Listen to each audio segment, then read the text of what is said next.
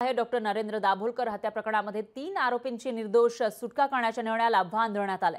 पुणे विशेष सत्र न्यायालयाच्या निर्णयाला आव्हान देण्यात आले आहे। दाभोलकर कुटुंबियांकडून उच्च न्यायालयामध्ये हे आव्हान देण्यात आले। न्यायालयाकडून सीबीआय आणि सर्व आरोपींना नोटीस बजावून याचिकेवर भूमिका स्पष्ट करण्याचे आदेशही देण्यात आले। तर दाभोलकर यांची मुलगी मुक्ता यांनी वकील अभय नेवगी आणि कबीर पानसरे यांच्यामार्फत या प्रकरणी अपील दाखल केलेलं होतं।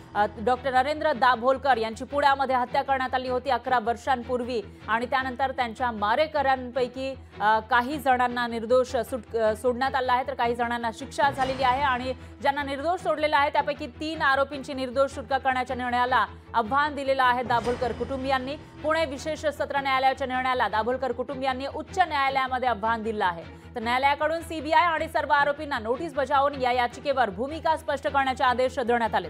त्यामुळे सत्र न्यायालयाने ज्या 3 आरोपींना निर्दोष सोडलेलं आहे त्यांच्या निर्णयाला आता आव्हान दिल्यानंतर पुढे नेमकं काय होणार आणि त्या आरोपींना शिक्षा होणार का याकडे आता लक्ष आहे।